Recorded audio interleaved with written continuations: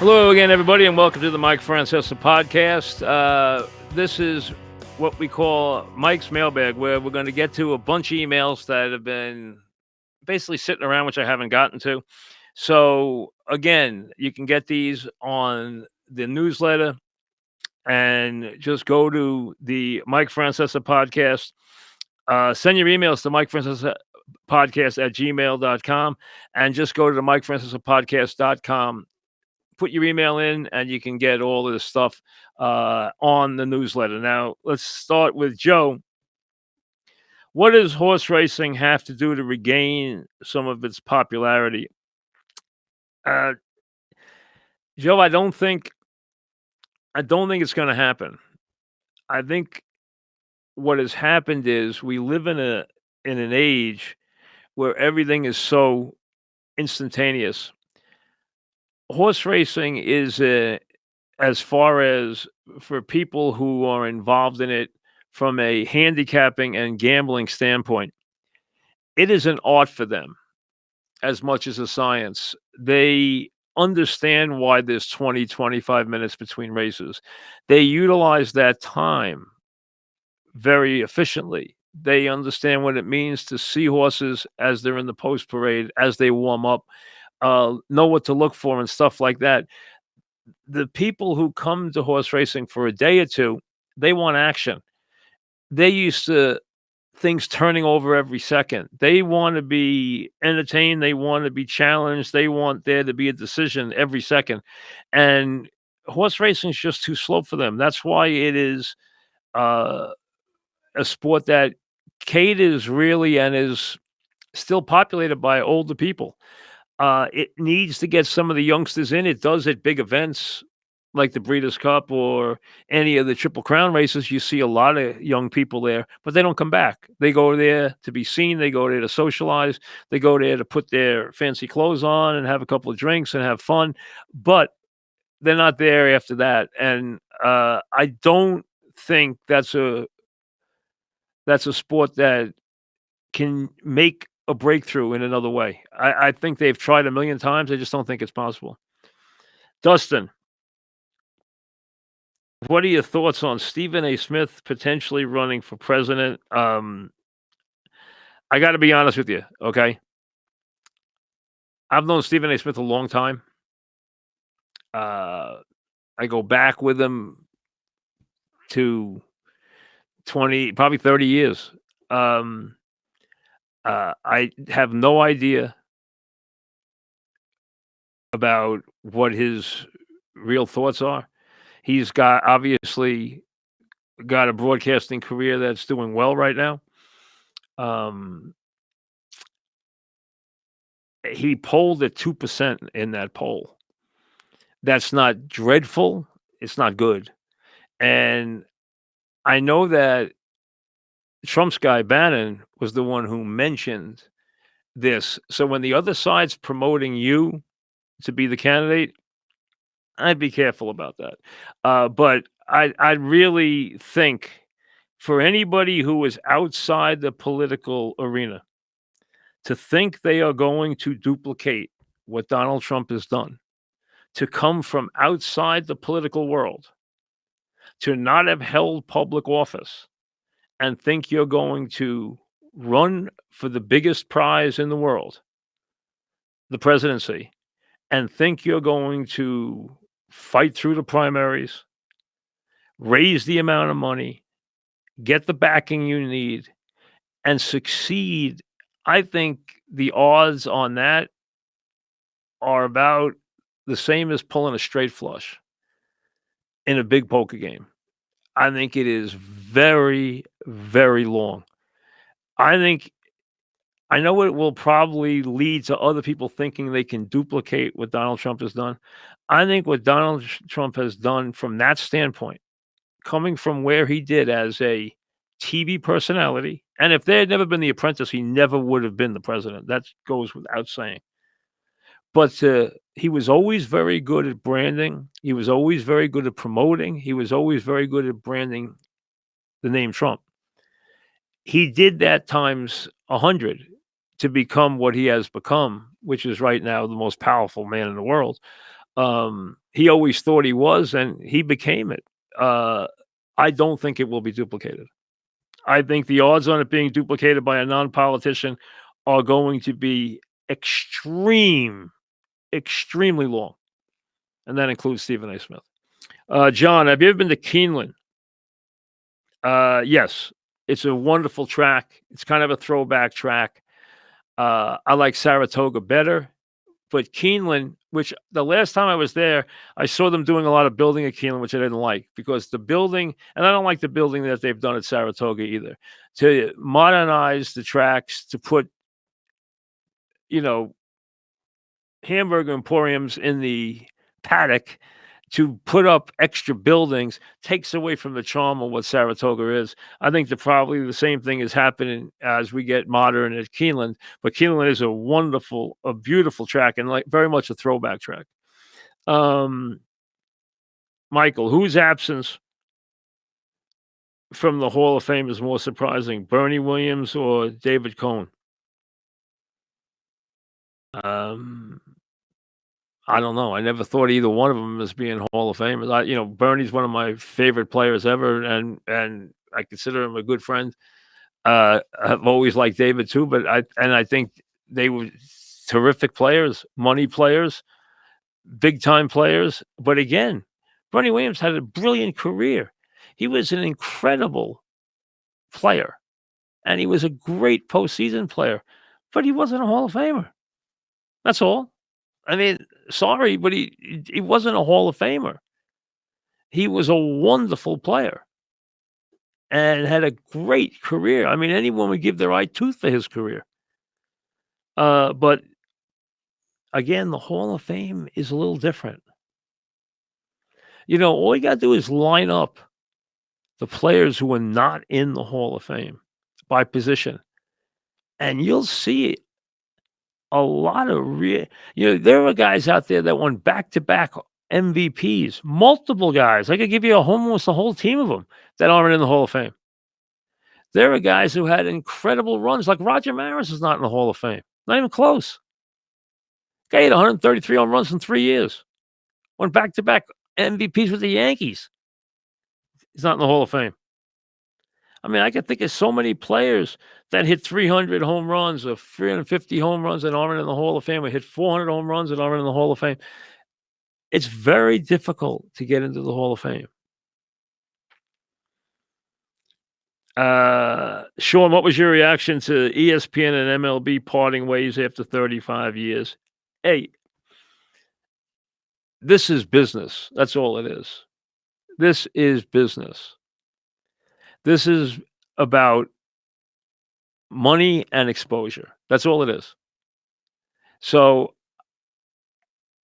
I think there are times where ESPN has a relationship with the sport, doesn't have a relationship with the sport. That's just the way it is. Networks have relationships with sports. Do you know what the longest running relationship between an event and the network is? The Masters. The longest running event in history. One that has never been interrupted. It is the longest running relationship between a big event and a network in the history of sports. Why do you think NBA teams fire coaches? Basically, listen, a lot of owners now want a lot of participation in their teams. And it doesn't matter if 2 years before you won a championship. It's what have you done lately? And relationships, especially after you win, a lot of times in sports, relationships after you win it all are harder than when you are trying to climb the mountain. When you're trying to climb the mountain, everybody's got their eyes set on the prize because the prize hasn't been attained yet. But once it's attained, they have their eyes on different things. And that's where you get problems. And clearly there were issues here, because if there's not issues, you don't get rid of the coach who won a championship for you 2 years ago. Who was a better player, Joe Green or John Randall? Joe Green, not even close. Would you agree that college basketball is more entertaining than the NBA? Very different.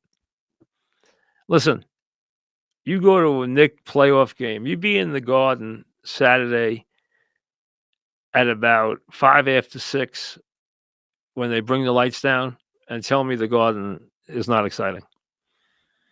I think you'll have a hard time saying that.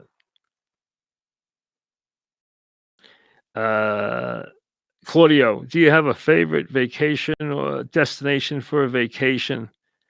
Uh, I can tell you this: any foreign country that you visited, you know what?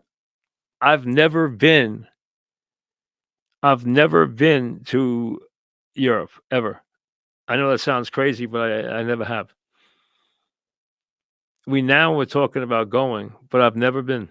I always said it was something I was going to do later in life. I've been to every state except 2 in the United States. Now, a lot of that was because I did all those years for college football and college basketball, the NCAA tournament, took you all over the country.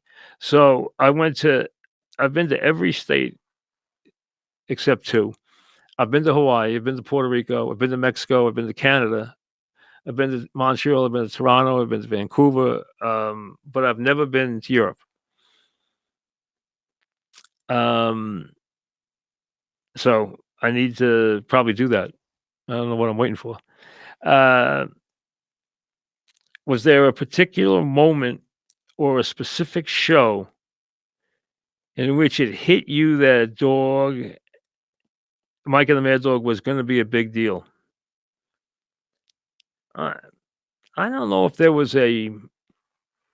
I know the moment where it settled down. You know, it was very contentious in the beginning, and we were both fighting it in the first couple of months. Um, the first ratings book really calmed things down, but we didn't get that until January, so we'd already been on the air almost 6 months. I would think Dog Date Afternoon really broke the ice, and he was a very good sport about that. He was single, I was married, so we came up with this thing called Dog Date Afternoon that really hit it big, and that kind of broke the ice. But I don't remember exactly. Clearly, the first ratings book where we went from like 11th to 3rd in the first full book, we went from like 11th place or 12. Pete was like 12th or 11th, and we went to like 3rd, I think, in the first book. The second book, I think we were first. And then the spring book, we had an enormous book, and that was the end of it. That then Mike and the Mad Dog was rolling. But I don't know if there was just a moment. I can't remember if there was just one moment. But I think the Dog Date Afternoon kind of was the icebreaker. It kind of calmed things down. Will says, "Have you had enough of interleague baseball played during the season?" That doesn't bother me.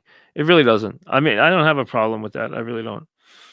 Of all the great coaches in all the sports, is there one that sticks out more than the others as the greatest? Yeah, I think so.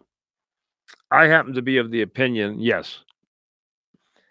I think the one that stands out above all the others is Vince Lombardi. I think there was only one Lombardi. I think the way I look at it is if you took all the great coaches and you put them all in the same room, within an hour, Lombardi is going to be running the show. That's how I see it. That's how I see his personality. That's how I see his leadership. When I think of the documentary they had for him, the first words of it were he could have been Pope. You know, he was very religious. He wanted to be a priest when he was young. He used to go to mass every morning in Green Bay and serve as the altar boy. He was the only one in the church, so he would be the altar boy for the priest. He could have been Pope. He could have been president. Instead, he became this football coach, and I think bigger than life. I think Lombardi became a symbol. There are guys, somebody might have won more championships, but his level of success, he lost his first playoff game and then never lost another playoff game again in his life. He won every championship game he played in after that. He won every playoff game. He went 0-1, lost the championship game in 60 to the Eagles, 9 yards short. He told the team, we will never finish 9 yards short again. They never did. They never lost another playoff game. He didn't lose any Super Bowls. After that, he didn't lose any championship. He won every championship he played in. He won every Super Bowl he played in. He won every playoff game he played in. His lifetime record in the playoffs is 9-1. I think he was it. There's a lot of great coaches in every sport. We could start ticking them off. But I would say if I had to pick one, it would be Lombardi. What has podcasting allowed you to do that your radio career did not allow you to do? It's just a different medium now. It's a different world now. This isn't to be critical, but radio has not handled the transition into the new technology. It has not understood how to marry itself to the new technology. It has not understood how to deal with social media. It has not understood how to monetize properly podcasts. It's been a very, very uneven, disjointed approach to this generation of broadcasting. They're still trying to figure it out. And a lot of the companies haven't done well. They haven't figured it out very well. So what it has given me is a freedom to not have to work every day, but to be able to be there when I think the moment calls for it. Something that interests, I think, the audience that I'm going to reach, something that interests me. Like yesterday, commenting on Soto, that wasn't planned. I just said, "Hey, I want to talk about this," and that's when I want to do it. I do it. We have scheduled shows, but then we have shows, and that's why I love doing the shows after the events, having the ability to go right after the game. Not turn around, have to drive to FAN, wait till the game's over, and then do it. Okay, wait till the post game's over. Instead, I can just come downstairs to my studio and work. And there's an instant reaction to that, and there's an immediacy to that, which I think is a big positive. And that's something that I think has worked very well. And I find very, very enticing. We'll see you later.